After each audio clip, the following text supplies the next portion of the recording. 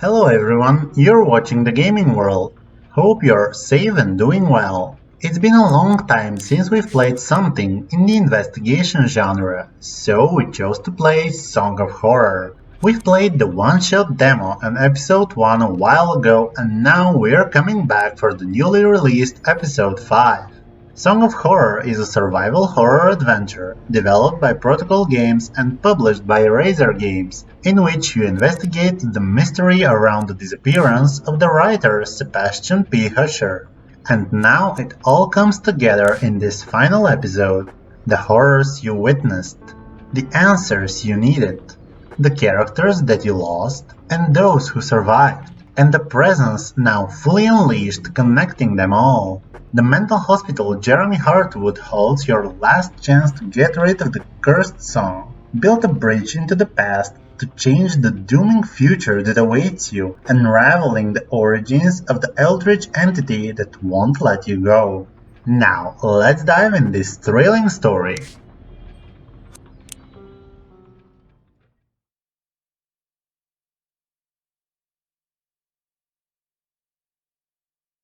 Husher died in there, trapped. He probably struggled and screamed until he went mad trying to find a way out of that godforsaken place. Like me, only, in his case, nobody got there in time. I imagine he thought that there was a quicker way to go, the same way that Faber chose, and maybe I would have done the same in his place. What I saw myself do in that mirror was just too much. Is this what lies ahead? Maybe I already know it, but I'm trying to hide it from myself. Maybe deep down, I know it's a hideous omen of what the future has in store for me. Maybe I know that, like everyone who's come across that cursed box, I too will take my own life. That I would rather surrender to death than face whatever it is that lingers behind that infernal melody. I should burn the thing. Make that melody vanish from the face of the earth. But what about Ariadne? She's alive. What if only the box can stop this? I can't destroy it without knowing for sure.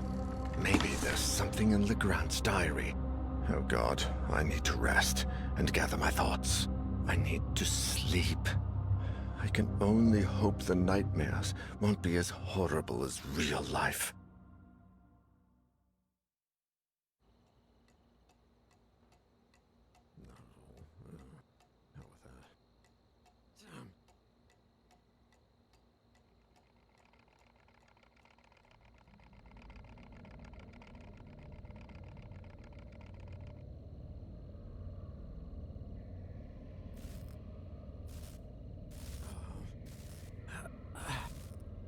What?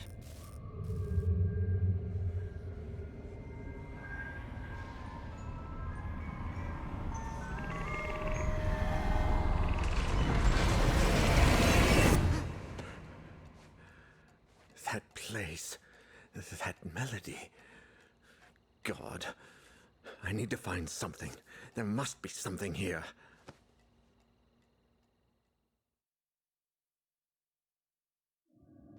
Faber, Husher, every single person who attended that cursed concert in the Abbey, the entire Legrand-Amesburg family, and I, we all heard the song. Auguste Legrand's diary, which I found in that place beyond reality, was my only hope of unveiling something, anything, that could take me down a different path than the rest. And yet, Legrand's notes seemed like nothing more than erratic and incoherent ramblings of a broken mind, so demented that no one could put them together in any order, much less understand them. But I found something towards the end that made some kind of sense. Although, I wish I hadn't. It's all over. Just a moment ago, like every night, the song was invading my dreams, grating incessantly. I woke up, soaked in sweat, and veiled by the shadows. Natalie was sleeping, but I was not. This time, it had to stop. I was hell-bent on destroying the source of that awful song. I went down to the basement and tore down the same wall I built myself.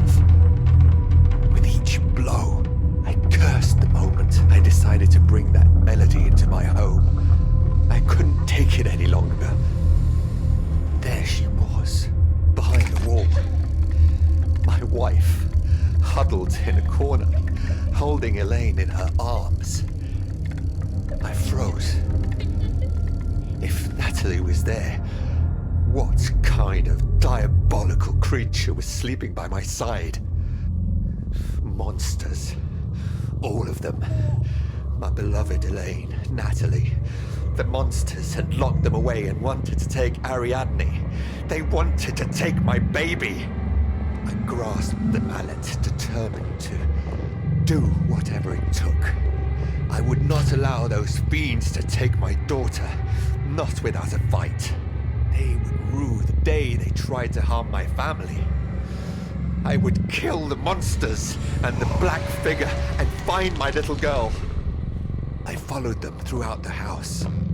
Every room was shrouded in darkness. There was something unnatural in the air. The melody had transformed into a choir of blood-curdling howls. But I finally cornered them in the bedroom, where I finished them off. I drew blood, and it flowed like a well from the grotesque black figures while they screamed and writhed, the vile, deceitful fiends. And then I went back to the basement, and there was nobody there. Natalie and Elaine had disappeared. No,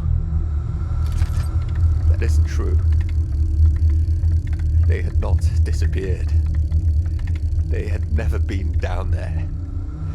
They were upstairs, in the bedroom, where I had left them. There were no monsters in the house. Except me. Only me. Only me. And the presence.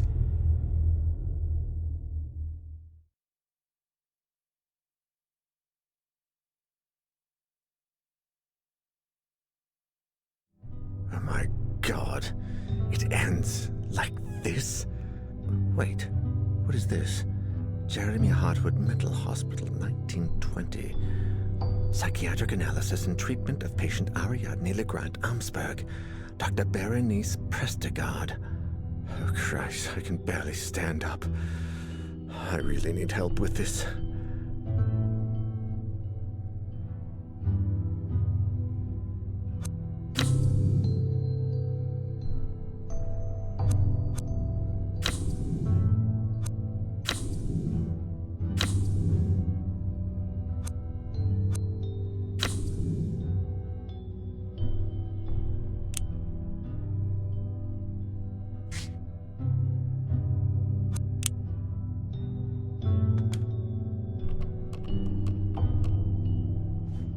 Lydia, guess what?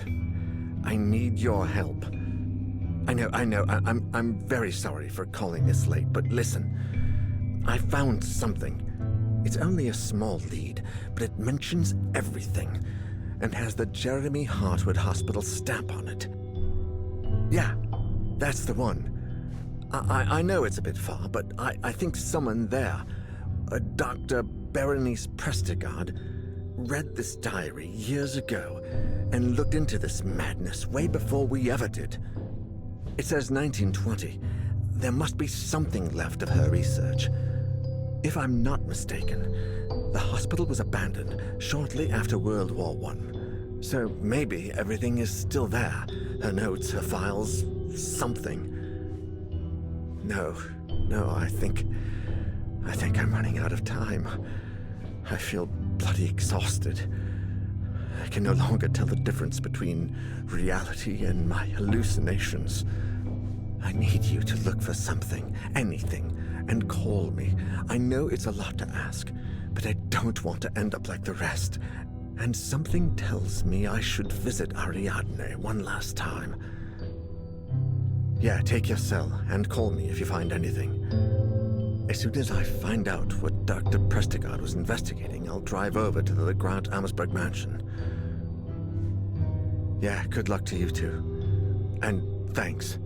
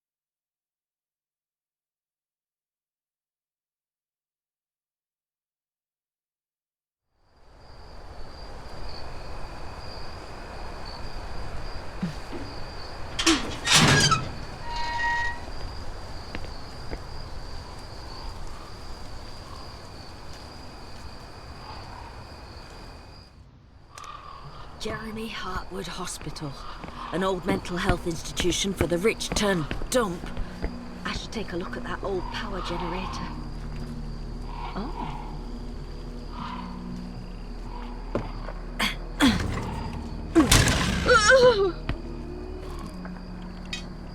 Well. Damn it. I think I overdid it.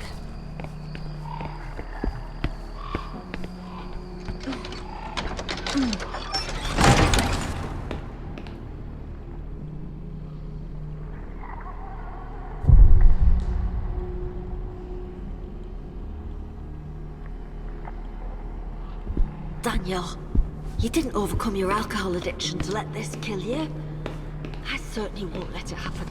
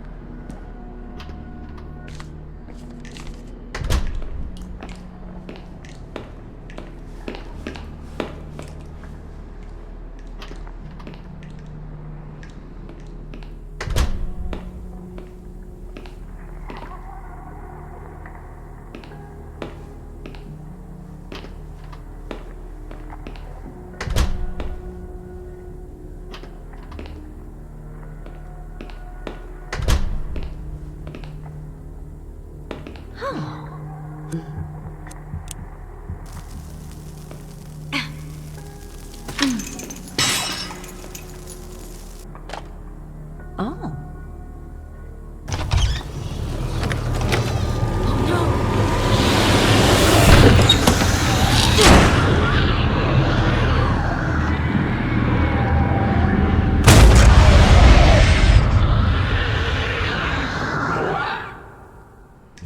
Shit!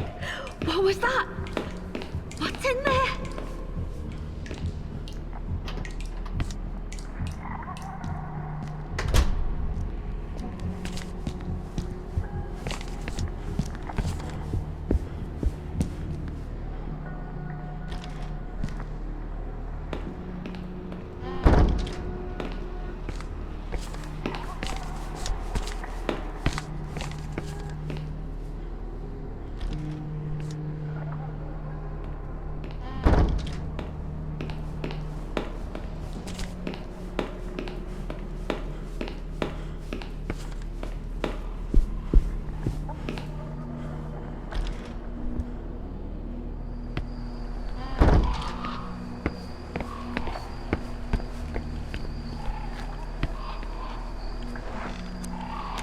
Right. Huh.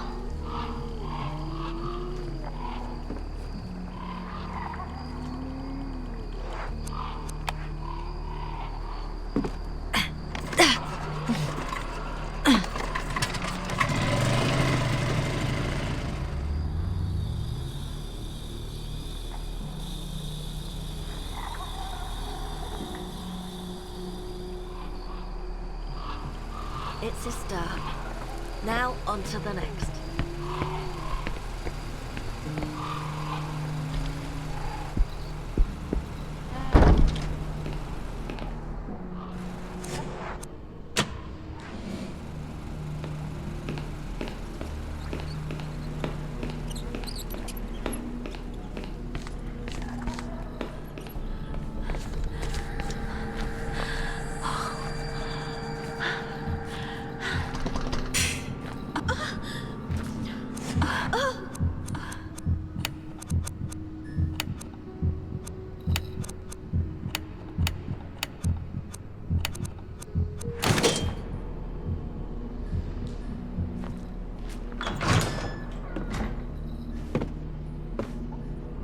See some notes there.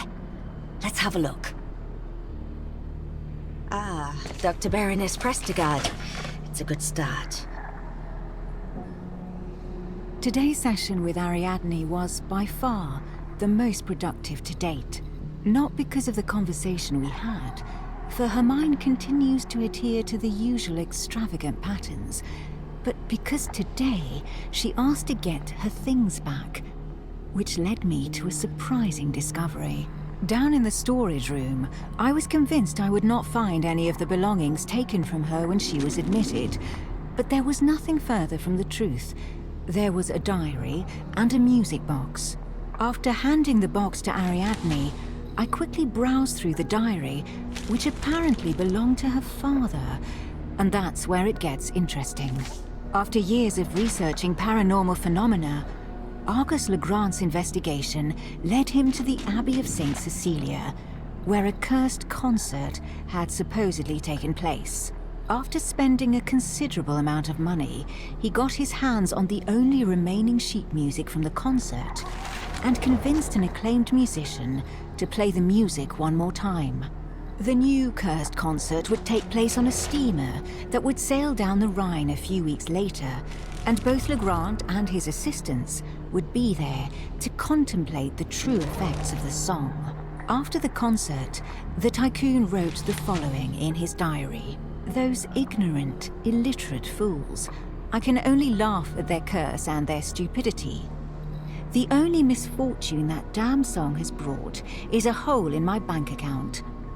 Alas, at least I take the melody with me. I will have it recorded and play it each day for my family. Ha! Those drunk, lazy bastards. Their misfortune was caused by their own stupidity and bad blood.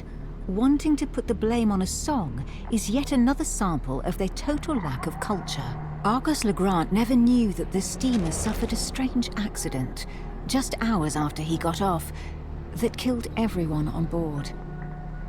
And yet his thoughts on the melody eventually changed. They did indeed change. I can't believe it. Daniel wasn't exaggerating. This is much worse than I ever imagined.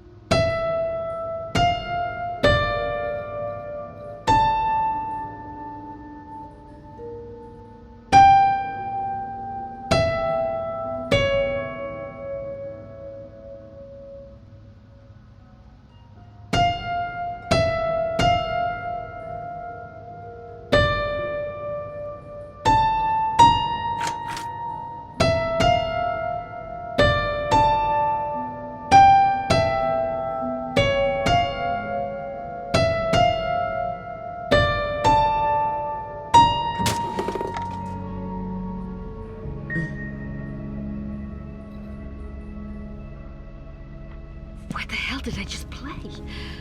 These notes, I felt something indescribable, terrifying.